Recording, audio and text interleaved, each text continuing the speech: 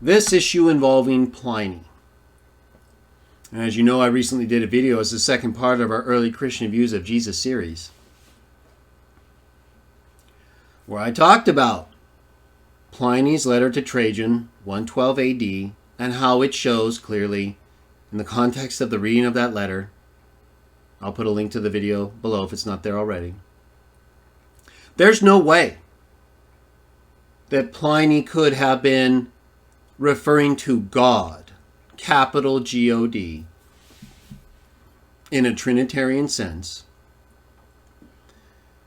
And the only real way you could make sense of what Pliny wrote to Trajan after torturing the Christians to get their view from them, he didn't write anything about a person of the Trinity or the Trinity. He didn't say anything about they're worshiping these three persons in this divine essence and they're all co-equal and they seem like the gods, but it's like this triunity God. And no, nothing like that at all.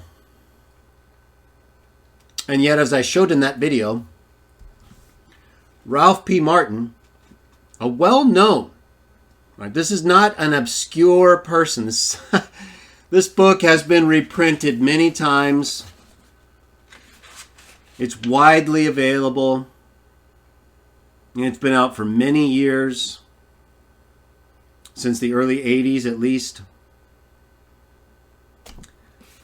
So while I don't expect everyone to have read it, it's pretty much, in Trinitarian circles, I would say, one of the standard works when it comes to early Christology. I explained from that book, like I quote from that book, in my article that I showed in the Pliny video 10 years ago, in a follow-up response to Dr. White and Dr. Moore too, but it was mainly Dr. White and the assumptions of Trinitarianism and his claim that I'm assuming my view related to our 2003 debate. I quoted that book in that article so that anyone could just look it up, and see if what I quoted was correct. I also quoted this book. This is another, well, it's a book with multiple articles in it, but it's very well known, Kyrios Christos. It's, really one of the standard works, again, on early beliefs in Jesus among Trinitarians and non, right? I mean, I have it. It was printed in 1970. It's been around a long time.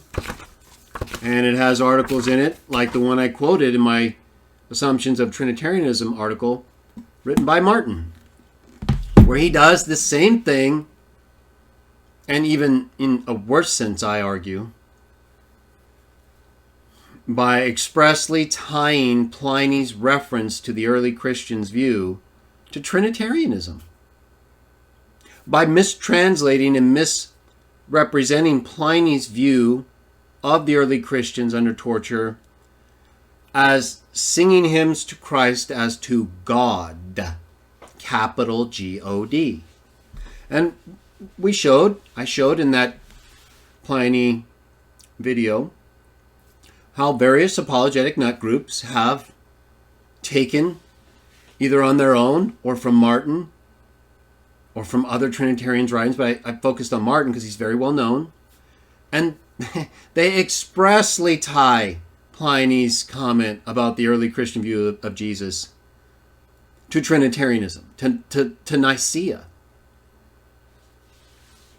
And yet, as I was mentioning, the context of Pliny's letter explicitly forbids it.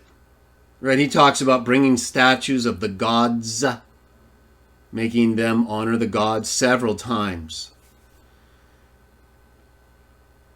So he didn't have any understanding of God, capital G-O-D, or the Trinity.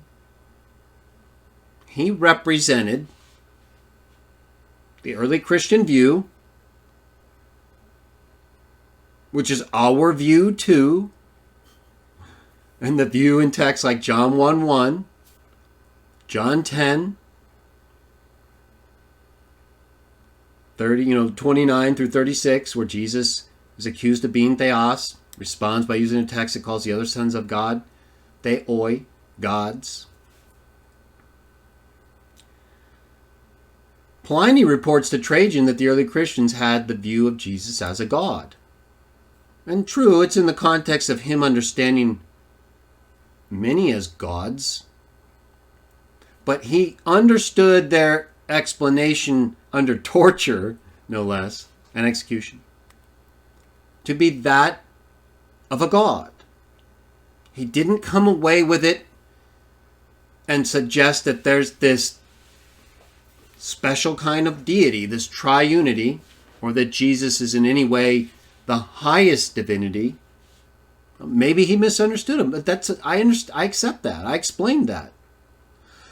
But that's not what he wrote. Okay, so we can't just start taking liberties because we think he might have thought this or that.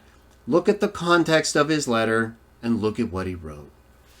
He clearly understood the Christians to mean they were singing hymns to Christ as to a god. Right or wrong, that's how he understood it.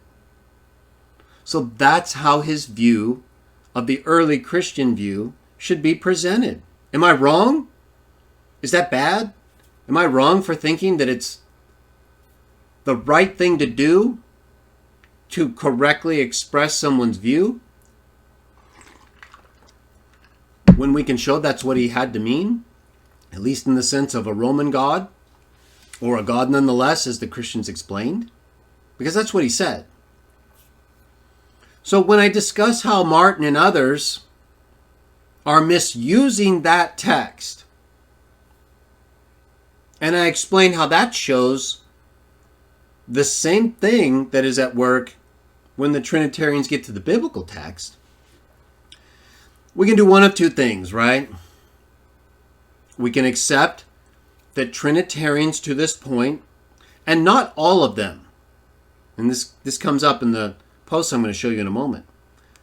I made it explicit in that same video on Pliny's letter to Trajan that Lightfoot, a Trinitarian, correctly quotes Pliny's letter to Trajan as referring to Jesus as a god, and that Martin correctly quotes Lightfoot's correct quote in his introduction. But for some unexplained reason, several pages later in the same introduction, Martin changes it. He doesn't explain why. He doesn't get into Pliny in the letter and say, well, this has to be capital G-O-D because, Trinity. No. And then he does it again.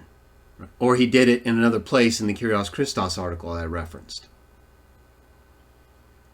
So we either have to accept that Martin and all Trinitarians since him or before him who have misquoted and misrepresented Pliny's letter to Trajan in that respect must be corrected. Or you must defend what they say or write about it. There's one or the other, right? So I have never stated all Trinitarians misrepresent Pliny when he writes to Trajan about the early Christian view of Jesus as a god. I've never said that. And in fact, in the very video that Mr. Downs commented on, I made it clear, as I just said, that Lightfoot quoted it correctly, and that even Martin quoted it initially correctly. So the evidence in the video Mr. Downs posted on, as you're going to see, and we assume, I hope correctly, he watched, made clear my position here. And yet, as you're going to see, Mr. Downs didn't get it and used it as a basis to criticize me about it. I have said, and I do say, and I maintain to this day, all Trinitarians are in fact misusing the word God when it gets to the Bible. There's no doubt about that. And I used Pliny's letter to show exactly what I'm talking about. I mean, we show it in the Bible over and over again, but I used Pliny to show it in a way that's really not disputable, right? Because you can't argue that Pliny is using it in a Trinitarian sense based on the context of what he writes to Trajan and the gods that he accepts. He doesn't show any understanding or awareness of anything but those kinds of gods, individual gods. And so that's how he associated their view of Jesus as an individual God, a God. He doesn't talk about anything else that they may have said or that would have caused him to think of Jesus differently than a God. So, but I never have said all Trinitarians misuse Pliny. And in fact, I gave Lightfoot credit for not doing that. And yet I was criticized anyway. Well, let's take a look here at why I say that. So I'm going to go ahead and I'm going to full screen this for a moment so you can see it very clearly.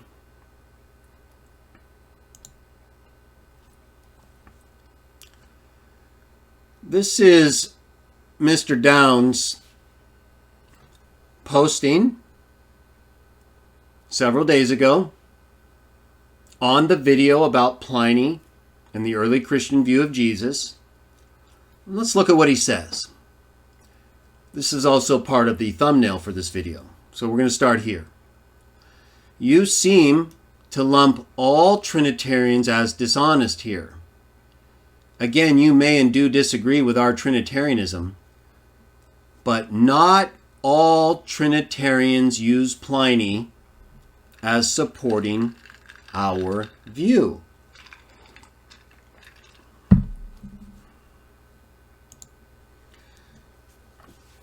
I never said that. I never said that, Jeff. I never said it in the video. I've never said it anywhere else.